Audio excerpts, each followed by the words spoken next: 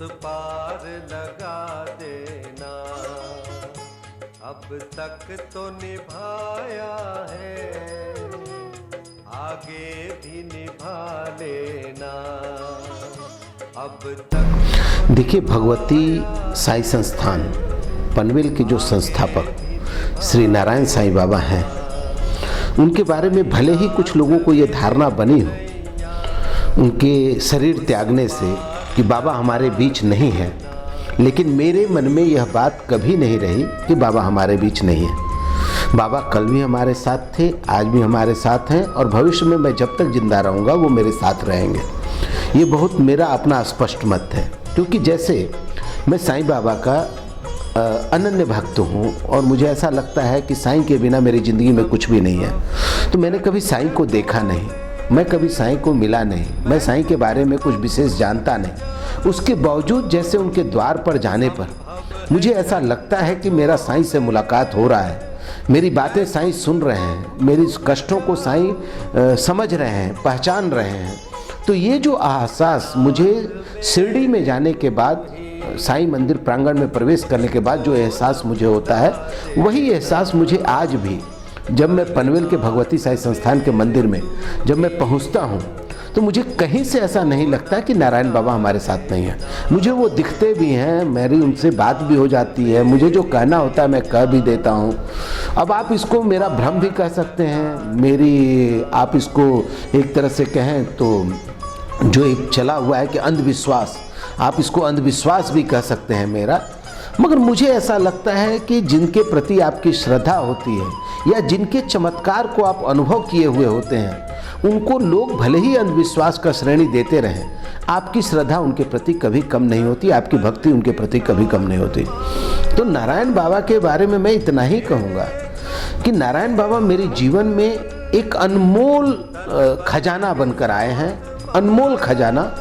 उन्होंने जिस तरीके से मेरे हाथों मेरे गांव में बाबा का एक भव्य निवास स्थान बनवाया, जिस तरीके से मेरे हाथों उन्होंने बाबा की स्थापना कराई, ये सारे जीवन में मेरे कुछ इतने बड़े बड़े चमत्कार हैं जिसका मैं वर्णन करने जाऊं तो आपको ये लगेगा कि आपके कैमरे में मेरा ये वक्तव्य आप ठीक से दिखा पाएंगे कि नहीं, इतना बड़ा हो जाएगा, इतनी बड़ी ये कहानी है। मैं पहली बार मिस्टर विश्वनाथ नायर जो मेरे मित्र हैं, मैं उनके साथ नारायण बाबा के पवित्र प्रांगण में मैं पहुंचा था। पहली बार मेरा दर्शन नारायण बाबा का उसी वक्त हुआ था विश्वनाथ नायर जी के सहयोग से। मगर अचानक उसके बाद से ऐसा क्या हुआ कि मेरे ऊपर नारायण बाबा की इतनी कृपा दृष्टि बढ़ी, इतनी कृपा दृष्टि बढ़ी कि आप सोच लीजिए, जिस आदमी का खुद का मकान न हो, जिसकी खुद की ऑफिस न हो, जो किराए के मकान में रहता हो, किराए के ऑफिस में अपना व्यवसाय करता हो, उस आदमी के हाथ से नारायण बाबा ने एक इतना बड़ा और इतना सुंदर भव्य साईं का निवास स्थान बनवा दिया। ये मेरे लिए चमत्कार नहीं, मैं समझता हूँ मेरे जीवन की सबसे बड़ी उपलब्धि है। और मैं इससे बड़ी उपलब्धि, अगर मैं भारत का प्राइम मिनिस्टर भी बन गया तो मुझे नहीं लगता कि मुझे इससे बड़ी उपलब्धि मुझे हासिल होगी। मुझे वो जो उपलब्धि हासिल हुई है साईं का निवास स्थान बनाने की, वो पूरी नारायण बाबा की कृपा से हासिल हुई है। उसके अलावा भी अनेकों मैं बोल सकता हूँ ऐसे चमत्कार मेरे जीवन में घटे हैं जिसमें मैंने नारायण बाबा में साईं की तस्वीर देखी है। और बिल्कुल मुझे बार बार इस बात का एहसास हुआ है कि बाबा भले ही सजीव अवस्था में मेरे साथ नहीं दिखाई दे रहे हैं, लेकिन नारायण बाबा के रूप में वो सजीव अवस्था में मेरे सर पे हाथ रखने में हमको लगता है कि उन्होंने अपनी रुचि दिखाई है और उन्होंने मेरे सर पे हाथ रखा है। देखिए, मेरे हाथों जो नारायण बाबा की कृपा से एक साईं निवास स्थान का जो निर्माण हुआ है, वो बिहार के रोहतास जिले में तिलौथू नामक एक गांव है, वहाँ हुआ है। और आपको यह जानकर आश्चर्य होगा कि जो साईं निवास स्थान नारायण बाबा ने जिसकी जिम्मेदारी मेरे कंधों पे डाली, वो एक ऐसा साईं निवास स्थान है जो पूरे वर्ल्ड में उसको एक अनोखी कृति हासिल है। वो अनोखी कृति क्या है कि बाबा के समाधि के शताब्दी वर्ष में इस निवास स्थान के निर्माण कार्य की शुरुआत हुई और इस साईं स्थान का, साईं निवास स्थान का निर्माण कार्य बाबा की समाधि के शताब्दी वर्ष में ही पूरा हो गया और बाबा अपनी समाधि के शताब्दी वर्ष में ही वहां आकर विराजमान हो गए।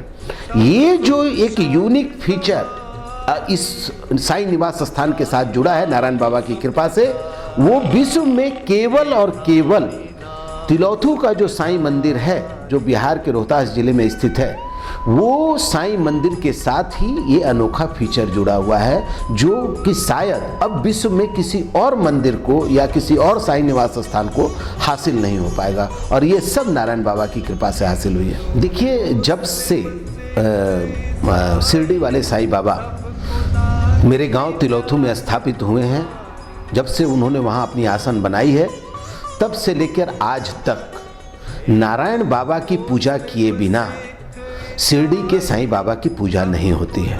सबसे पहले नारायण बाबा की पूजा होती है, उसके बाद शिरडी के साईं बाबा की पूजा होती है। इसके पीछे कारण यह है कि बाबा से मिलना, बाबा से बात करना, बाबा तक अपनी बात पहुंचाना, ये सामान्य लोगों का बस की बात नहीं है, क्योंकि हम इतने पवित्र नहीं हैं, हम इतनी पवित्र आत्मा नहीं है कि हम बाबा से सीधे बात कर सकते हैं। वैसी स्थिति में साईं नारायण बाबा के रूप में हम लोगों को एक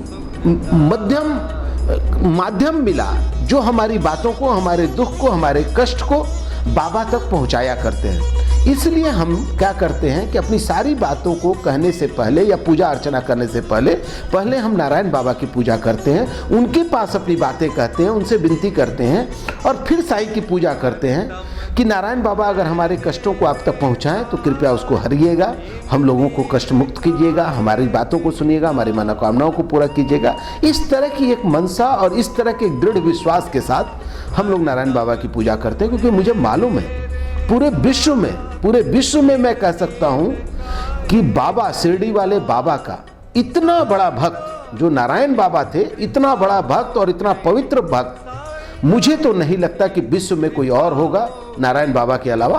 और इसलिए मैं यह मानता हूं कि शिरडी वाले साईं बाबा ने अपने अस्तित्व का सजीव रूप में इस धरती को परिचय हो, इसके लिए उन्होंने नारायण बाबा का निर्माण किया था। और नारायण बाबा कल भी अपने भक्तों के साथ थे, अपने शिष्यों के साथ थे, उनकी बातों को बाबा तक पहुंचाते थे। आज भी पनवेल के भगवती साई संस्थान में वो उसी तरीके से मौजूद हैं। हमारी बातों को, हम अपने भक्तों को, अपने शिष्यों की बातों को वो बाबा तक पहुंचा रहे हैं।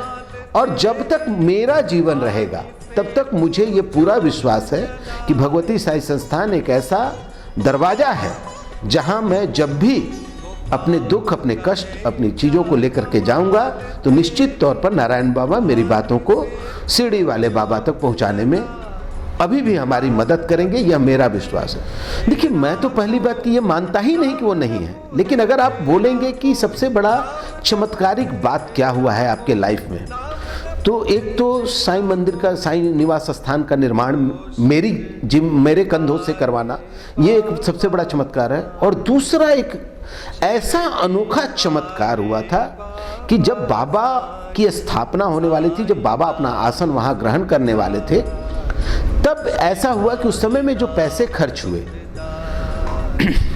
कि मेरी बेटी का कुछ पैसा मेरे से खर्च हो गया था। मैं बाबा के आसन ग्रहण करने के बाद मुंबई लौट रहा था, तो मुझे ये लगा कि पता नहीं ये करने के दौरान मैंने अपनी बेटी का पैसा क्यों खर्च किया। वो मेरी बेटी का रखा हुआ पैसा था, उसको खर्च नहीं करना चाहिए था। ये मेरे दिमाग में एक बात आई, उसको मैंने अपनी पत्नी से शेयर किया कि मुझे खाली एक थोड़ा सा अफसोस लग रहा है कि मैंने अपनी बेटी का पैसा खर्च कर दिया। और मैं आया मुंबई। उसके बाद मैं नारायण बाबा का धन्यवाद अदा करने उनके दरवाजे पे गया। उनकी जैसे मैं उनका पाँव छूता हूँ, आशीर्वाद लेता हूँ, मैंने आशीर्वाद दिया। जाते वक्त नारायण बाबा ने मुझे रोका और कहा कि मिश्रा जी जरा रुको 2 मिनट। और उन्होंने, राम भाई थे, उन्होंने कहा कि राम जरा मिश्रा जी को वो सामान ला के दे दो। उन्होंने एक पैकेट मेरे हाथ में दिया और मैं पैकेट लेकर के जब घर पे आया,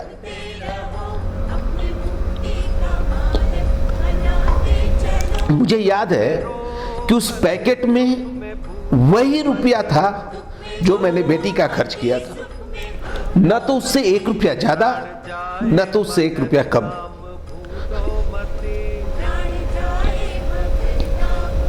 और ये चमत्कार मैं जिंदगी में कभी भूल नहीं सकता।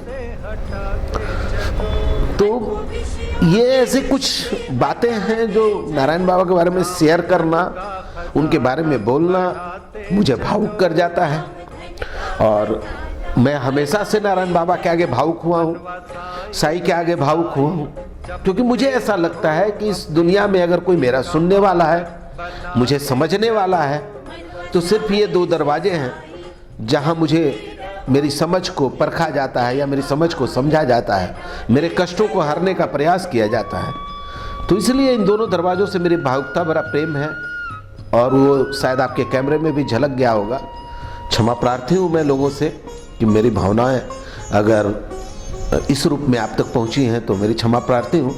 लेकिन ये 2 दरवाजे ऐसे हैं जहाँ मैं अपनी भावुकता को रोक नहीं पाता।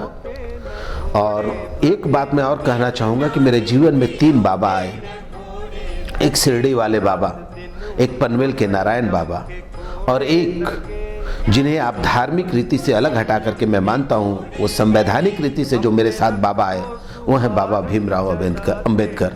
तो आप देखेंगे कि हमारे पास जो मेरी जो पूजा अर्चना होती है ये इन्हीं तीनों के लिए होती है।